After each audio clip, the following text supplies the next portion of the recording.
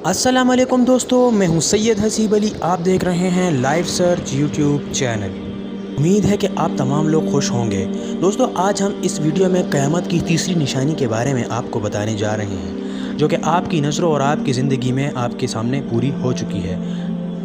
जैसा कि हम देखते हैं कि हमारी ज़िंदगी में आने वाली हर मुसीबत दूसरी मुसीबत से सख्त होती है। यही वजह है कि ये क़यामत की बहुत ही बड़ी निशानी है।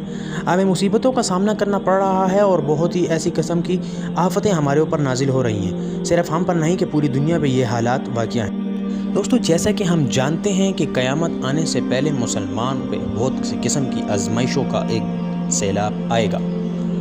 इसी किस्म के सैलाब में ये तमाम आजमाइशें इंसानों और मुसलमानों के लिए बहुत अहम साबित होंगी।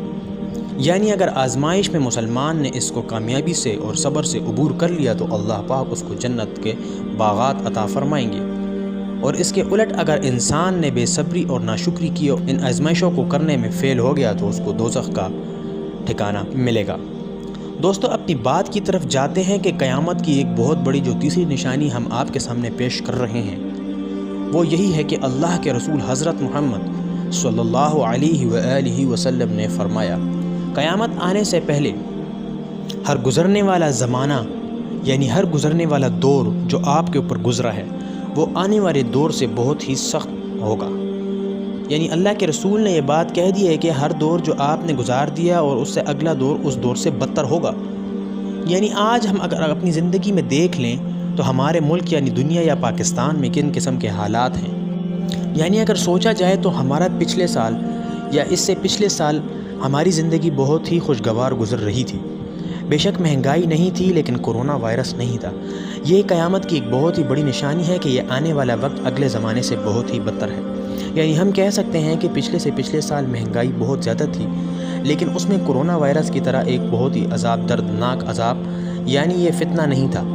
लेकिन आज इस ज़माने में महंगाई के समेत कोरोना वायरस का जैसा एक अज़ाब हमारे ऊपर मुसल्लत है। यानी यह क़यामत की बहुत बड़ी निशानी है कि अल्लाह के रसूल ने फरमा दिया कि हर आने वाला वक्त दूसरे वक्त से बदतर होगा। दोस्तों, हमें अल्लाह से तौबा करनी चाहिए और अपने ईमान को ताज़ा करने के लिए अल्लाह के कुरान और अल्लाह के रसूल की शरीयत को थाम लेना चाहिए। हमें अल्लाह ताला से अपने रास्ते को ऐसे मजबूत कर लेना चाहिए जैसे कि हम और अल्लाह के दरमियान कोई फ़ासला ना हो। हमें अल्लाह ही की इबादत करनी चाहिए। हमें अल्लाह को एक अल्लाह मानना चाहिए और उससे ही मांगना चाहिए। अल्लाह ताला ने जैसा कि कुरान मजीद में फरमा दिया, वमा खलक़तुल जिन्न वल इंस इल्ला लियअबुदून, और हमने इंसान को और जिन्नात को अपनी इबादत के लिए पैदा फरमाया। और इंसान यानी मोमिन अगर वो उसके लिए आजमाइश आती है तो वो उसके लिए जन्नत के रास्तों में से रास्ता है।